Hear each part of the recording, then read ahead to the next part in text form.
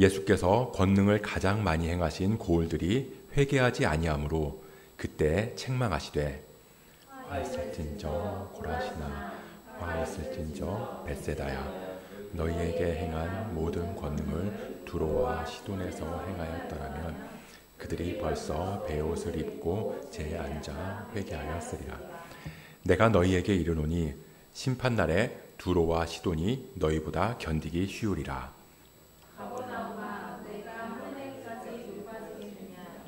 음부에까지 낮아지겠느냐. 내게 행한 모든 권능을 소돔에서 행하였더라면 그 성이 오를까지 있었으리라. 내가 너희에게 이르노니 심판날에 소돔 땅이 너보다 견디기 쉬우리라 하시니라. 그때 예수께서 대답하여 이르시되 천지의 주제이신 아버지여 이것을 지혜롭고 슬기 있는 자들에게는 숨기시고 어린 아이들에게는 나타내심을 감사하나이다. 옳소이다. 이렇게 된 것이 아버지의 뜻이니이다. 내 아버지께서 모든 것을 내게 주셨으니 아버지 외에는 아들을 아는 자가 없고 아들과 또 아들의 소원대로 계시를 받는 자 외에는 아버지를 아는 자가 없느니라. 수고하고 무거운 짐진 자들아 다 내게로 오라. 내가 너희를 쉬게 하리라. 나는 마음이 온유하고 겸손하니 나의 멍에를 메고 내게 배우라. 그리하면 너희 마음이 함께 읽습니다. 이는 내 멍에는 쉽고 내 짐은 가벼움이라 하시니라. 아멘. 오늘은 교회력으로 사순절의 시작인 재수요일입니다. 지난번에도 한번 말씀드렸지만 이 교회력은 우리가 비록 이 세상의 시간 속에서 살아가고 있지만 그럼에도 그리스도를 따르는 우리의 시간은 예수 그리스도가 중심이 되어야 한다는 것을 깨닫게 하는 믿음의 달력이라고 할 수 있습니다. 이거 비유가 맞을지는 모르겠지만 이 달력에도 양력이 있고 음력이 있잖아요. 그러니까 우리는 편의상 양력 날짜를 보면서 생활을 하지만 정작 중요한 절기나 명절은 이 음력을 기준으로 움직이거든요. 그리고 음력이 양력보다 훨씬 더 정확하고 과학적이라는 거예요. 마찬가지로 우리는 편의상 이 세상의 달력으로 하루하루를 살아가지만 그리스도의 삶은 교회력을 기준으로 움직여야 하는 거죠. 그 교회력으로 볼 때 오늘부터 부활절까지, 올해 부활절은 4월 20일인데요. 그때까지 이 주일을 제외한 40일의 시간을 우리는 사순절로 지키게 될 거예요. 이 성경에서 이 40이라고 하는 숫자는 특별한 의미를 가지고 있습니다. 이 노아의 홍수에서 비가 내린 기간도 40주야고요. 이스라엘 백성들이 출애굽해서 광야에 머물렀던 기간도 40년이고 모세가 시내산에 있었던 시간도 40일이에요. 그리고 예수님께서도 40일 동안 광야에 계셨습니다. 그러니까 성경에서 이 40은 그 시간이 지나고 나면 이전과는 다른 새로운 세상이 열리는 열쇠와도 같은 겁니다. 일종의 이 새로운 시작을 할 수 있는 관문과도 같다고 할 수 있을 거예요. 그 40일이 오늘부터 시작되는데요. 우리가 이 사순절의 기간을 지나고 나면 이전 것은 지나갔으니 보라 새 것이 되었도다. 우리의 일상을 넘어서 하나님의 은혜와 사랑을 더 풍성히 누리고 경험하는 그런 새로운 삶이 펼쳐지기를 주님의 이름으로 축복합니다. 근데 그 사순절을 시작하는 첫날이 성의 수요일이라고도 부르는 재의 수요일이라는 겁니다. 왜 그 시작이 재일까요? 크게 세 가지 의미가 있는데요. 먼저 재는 흙을 상징해요. 하나님께서 우리를 흙으로 만드셨잖아요. 그래서 우리는 이 재를 통해서 우리의 존재의 근원이 흙이라는 것을 깨달아야 한다는 겁니다. 우리는 흙으로 만들어진 존재다. 아무리 과학이 발전하고 AI가 어쩌고 저쩌고 해도 우리는 언젠가는 죽어서 흙으로 돌아갈 수밖에 없는 존재라는 걸 잊지 않는 거죠. 나의 유한함을 인지하는 겁니다. 그리고 두 번째로 죄는 고통과 아픔을 상징하는데요. 이 성경에 보면 죄를 뒤집어 썼다는 내용이 많이 나오잖아요. 이 구약시대에는 슬프고 애통한 마음을 하나님 앞에 아뢰기 위해서 자신의 머리에 죄를 뒤집어 썼거든요. 그래서 우리가 이 죄를 통해서 우리의 삶은 슬픔과 아픔이 가득한 삶입니다. 공고한 삶일 수밖에 없습니다. 라는 고백을 하나님 앞에 해야 한다는 겁니다. 그리고 마지막으로는 죄는 회개를 상징해요. 죄를 통해서 나는 죄인이구나. 그걸 고백하면서 우리는 그 죄에서 스스로 구원할 수 없는 존재라는 걸 깨달음으로 하나님 앞으로 나아가야 한다는 겁니다. 하나님의 은혜를 구해야 한다는 거예요. 그러니까 죄는 우리의 유한함, 슬픔과 고통, 죄에 대한 회개라는 의미를 담고 있고 그 죄를 이마에 바르면서 우리는 하나님과는 떨어져서는 하나님의 은혜 없이는 살아갈 수 없는 존재입니다. 라는 고백을 하는 행위인 거죠. 그 고백을 시작으로 사순절이 시작되는 거고요. 그런 우리의 근본적인 문제를 해결해 주시기 위해서 이 땅에 오신 예수님께서 우리를 대신해서 고통받으시고 죽으심으로 우리의 죄의 문제를 해결해 주신 것을 다시 한번 기억하고 기념하는 날이 되어야 한다는 거예요. 그리고 사순절이 끝나면 새로운 시간이 열리듯이 죽음을 이기고 부활하신 주님의 승리의 영광에 함께 참여할 수 있게 되는 겁니다. 그게 죄의 수요일로부터 시작해서 사순절을 지나 부활절에 이르는 절기인 거예요. 오늘 본문을 보면 이 예수님께서 도시들을 책망하시는 내용이 기록되어 있는데요. 이 예수님께서는 이 권능을 많이 행하신 도시가 있다고 말씀하세요. 근데 그 도시들이 회개를 하지 않았다는 겁니다. 오늘 본문 20절, 21절 말씀인데 같이 한번 읽어보도록 하겠습니다. 시작. 예수께서 권능을 가장 많이 행하신 고을들이 회개하지 아니하므로 그때 책망하시되 화 있을진저 고라시나 화 있을진저 벳세다야 너희에게 행한 모든 권능을 두로와 시돈에서 행하였더라면 그들이 벌써 베옷을 입고 재에 앉아 회개하였으리라. 화 있을진저 고라시나 화 있을진저 벳세다야. 고라신이랑 벳세다가 어디냐면요. 우리가 지난 주일에 이 겟세마네래요. 게네사렛 호숫가, 그 갈릴리 호숫가에서 생긴 일에 대해서 나눴잖아요. 이 지도에서 보는 것처럼 이 마을들은 갈릴리 호수 근처에 있는 도시예요. 이 갈릴리는 예수님 사역의 중심지였거든요. 그러니까 예수님께서 자주 가셨던 곳일 거고 예수님의 능력과 기적으로 많은 치유를 경험했던 그런 도시였다는 겁니다. 근데 그 도시들이 회개하지 않았다는 거예요. 예수께서 권능을 가장 많이 행하신 고을들이 회개하지 아니하므로. 권능을 조금 행하셨다거나 아예 예수님이 가지 않으셨던 마을이라면 그런 말도 안 하셨겠죠. 우리는 가끔 이런 말을 하잖아요. 내가 너한테 해준 게 얼만데 다른 사람은 몰라도 너는 나한테 그러면 안 되지. 무슨 말이에요? 서운하다는 거예요. 내가 너를 얼마나 사랑하고 아꼈는데 큰 걸 바라는 것도 아니고 아주 기본적인 것들조차 해주지 않으니까 실망하는 거죠.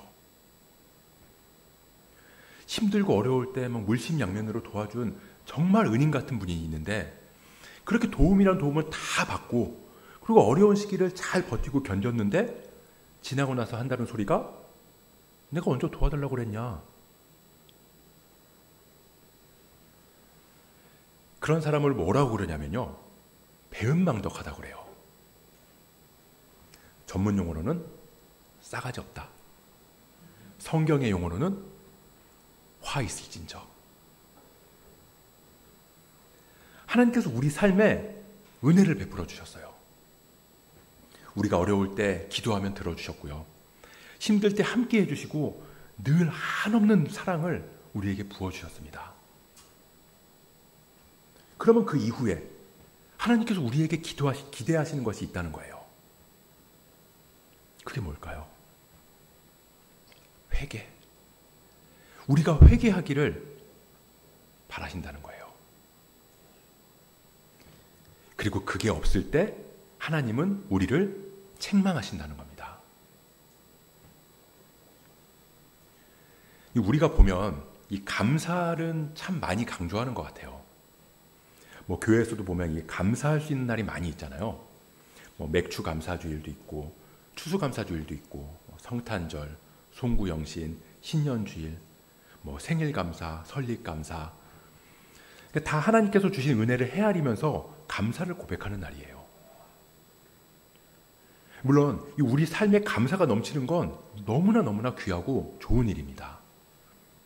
저는 지금보다 훨씬 더 많이 감사를 드려야 된다고 생각해요. 아니, 날을 잡아서 감사하는 게 아니라 날마다 감사하는 게 맞죠.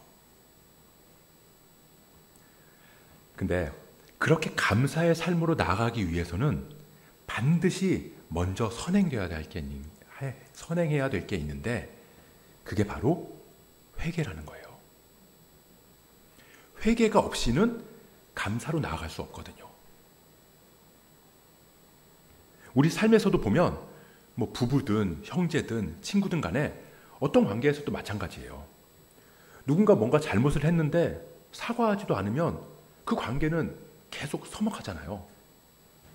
뭐 잘못한 건 사과하고 또 사과하면 용서하고 그렇게 해야 다시 사랑할 수 있고 감사도 할 수 있는 거죠. 관계가 풀리지도 않았는데 막 감사하다고 아무리 외쳐봐야 상대방은 그 감사의 진정성을 느끼지 못할 거예요. 그런 의미에서 보면 물론 회개도 감사랑 마찬가지로 날마다 해야 되는 거지만 이 교회 안에서 회개의 날이 감사의 날에 비하면 상대적으로 많이 부족하다는 겁니다. 뭐 거의 유일한 것 같은데 오늘 이 재수요일이야말로 말 그대로 회개의 날인 거죠. 우리를 돌아보고 회개하는 시간을 갖는 겁니다. 그러면 그렇게 예수님의 권능을 많이 받은 도시들, 그 도시들은 도대체 왜 회개하지 않은 걸까요?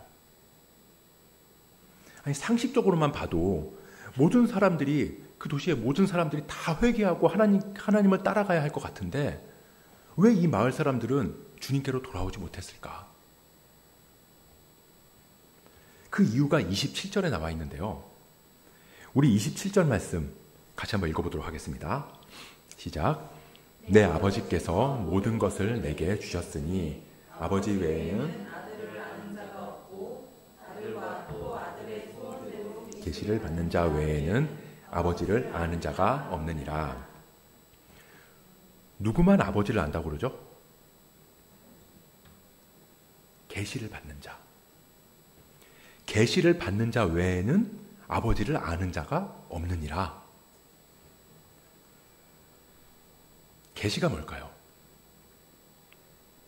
열릴 게 볼시. 열린다. 눈이 열리는 게 계시예요. 그러니까 눈이 열려야 하나님을 알게 되고 눈이 열려야 회개할 수 있다는 거예요. 가끔 보면 아니 뭐 죽기 전에 회개하고 하나님 믿으면 되지. 아니 뭐 어차피 또 지을 건데 뭐 한다고 지금부터 뭐 회개하고 힘들게 사냐. 이렇게 말하는 사람들도 있거든요. 좋죠.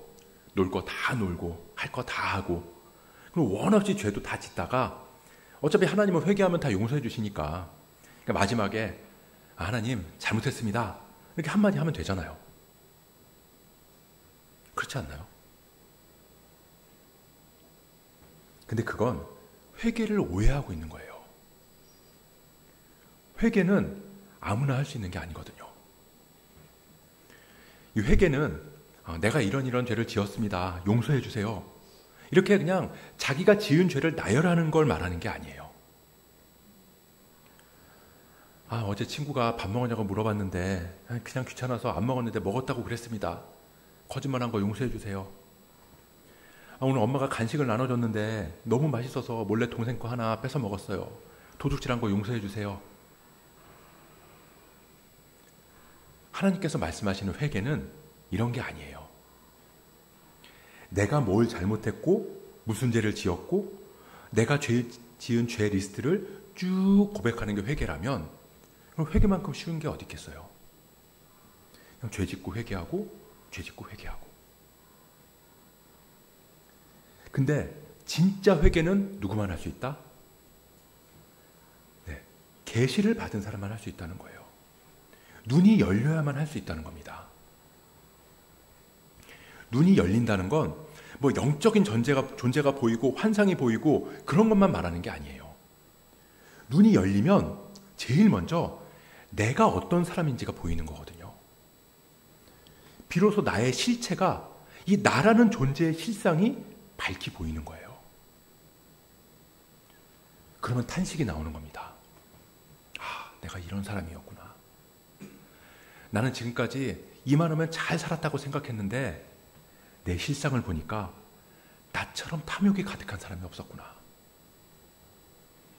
내가 얼마나 더러운지, 내가 얼마나 추악하고 가증한지, 또 내가 얼마나 구역질나고 역겨운지 그 실상을 보고 나면 탄식하면서 죄를 뒤집어 쓰는 거죠. 죄를 뒤집어 쓰는 거죠. 화로다 나여 망하게 되었도다. 그리고 주님 앞으로 나아가는 거예요. 주님, 저 이제 어떻게 해야 합니까? 저는 죽을 수밖에 없는 죄인이라는 걸 깨달았습니다. 저 좀 구원해 주세요.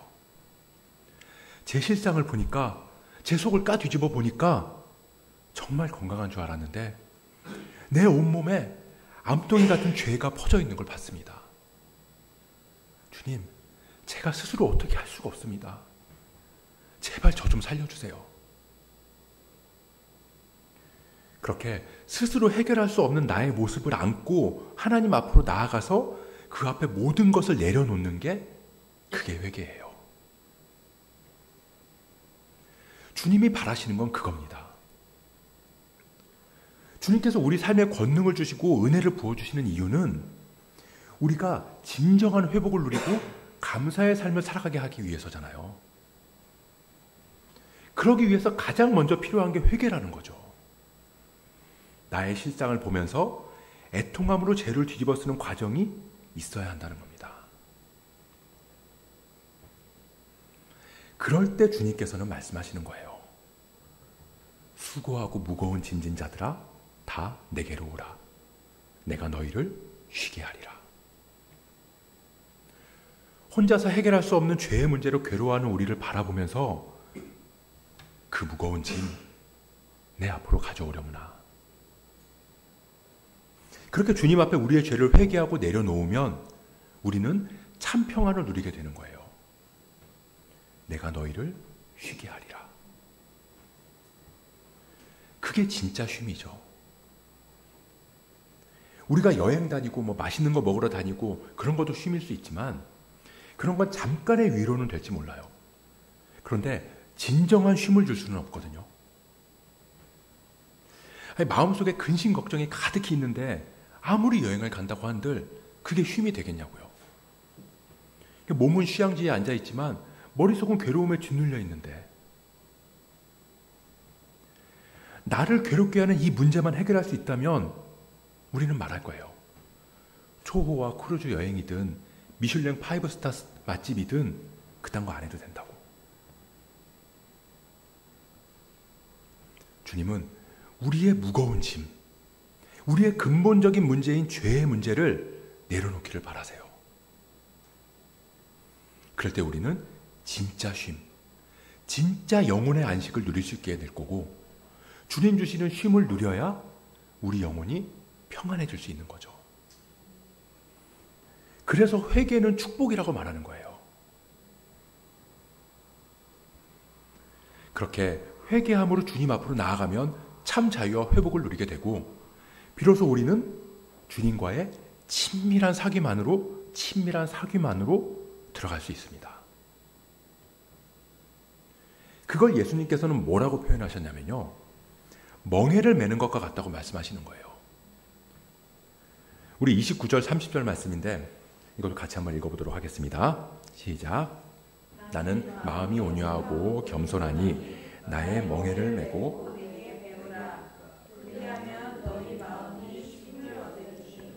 이는 내 멍에는 쉽고 내 짐은 가벼움이라 하시니라. 이 29절에 보면 나의 멍에를 메고 내게 배우라 라고 말씀하셨는데 이 말씀을 보면 왠지 내가 예수님의 멍에를 메야 되는 것 같이 느껴지거든요. 그러니까 나도 멍에를 메고 있는데 내 멍에보다 조금 더 가벼운 예수님의 멍에를 차라리 메라. 뭐 이런 느낌인 거죠.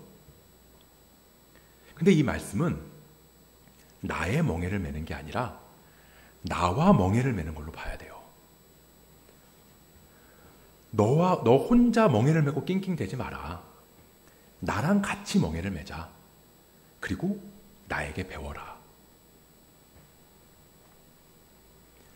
왜 우리나라는 이 소가 멍에를 메고 갈 때 보면은 이 소 한 마리가 멍에를 매잖아요. 이런 것처럼 소가 한 마리가 멍에를 메고 가요. 근데 이스라엘에서는 두 마리의 소가 하나의 멍에를 메고 밭을 갈아요. 우리나라도 이 옛날에 보면 이 결의소라고 그래가지고 두 마리 소가 밭을 갈았다고 하더라고요. 근데 멍에를 같이 맨 두 마리의 소가 동일한 소가 아니라는 거예요. 한 마리는 일 잘하고 경험 많은 큰 소고요. 또 한 마리는 새끼 소, 작은 소예요. 일 잘하고 경험 많은 큰 소를 왼쪽에 두고 이름을 안소라고 부르고요. 일을 잘 못하고 경험이 적은 소를 오른쪽에 두고 마라소라고 불렀습니다. 그래서 멍에는 두 마리가 같이 메고 있는데 실상 일은 큰 소, 안소가 다 하는 거예요. 이 마라소는 안소를 따라다니기만 하면 되는 거죠. 그러면서 일을 배우고 경험을 쌓아나가는 겁니다. 예수님께서 나와 멍에를 메고 나에게 배우라고 말씀하신 건 우리 멍에를 예수님이 대신 지시겠다는 말씀과 같은 거예요. 같이 멍에를 메고 있는 것 같지만 실상 일은 안소가 다 하는 것처럼 우리 삶의 문제들, 괴로움, 아픔, 고통, 그거 우리가 다 짊어진 것 같지만 내가 함께 하면서 그 문제들 해결해 줄게.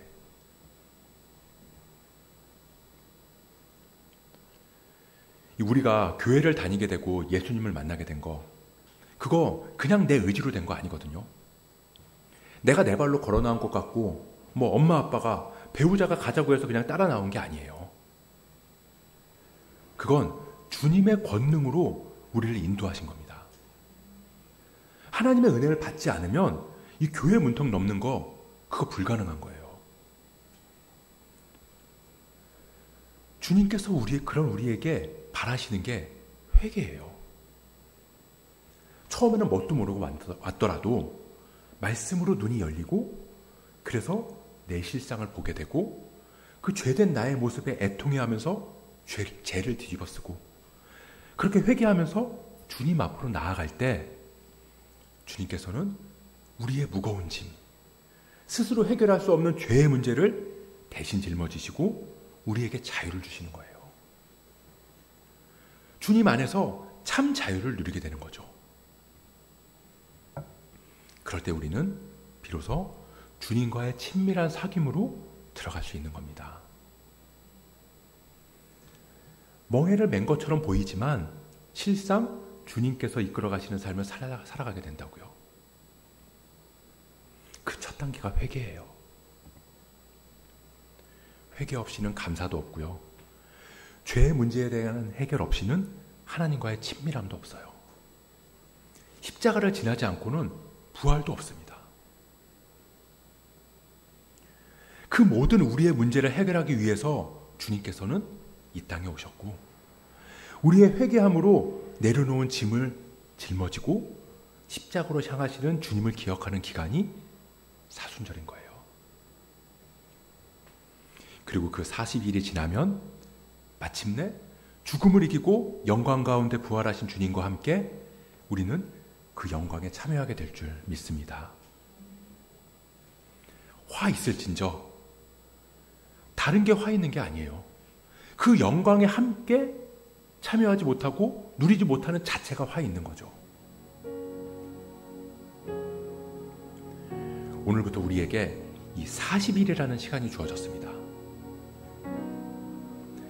우리는 어쩔 수 없이 이 세상의 달력으로 하루하루를 살아가겠지만 그 안에서 우리를 위해 열어놓으신 이 사순절의 기간을 통해서 우리가 주님께로 더 가까이 친밀한 사귐의 자리로 나아가면 좋겠습니다. 우리가 죄를 이마에 바르면서 우리의 유한함을 인정하고 슬프고 공고한 삶을 주님께 내어놓고 무엇보다 우리의 죄를 회개함으로 화 있을진저 책망이 아니라 주님 주시는 은혜 안에서 부활의 영광을 소망하는 저와 여러분 되시길 주님의 이름으로 간절히 축복합니다.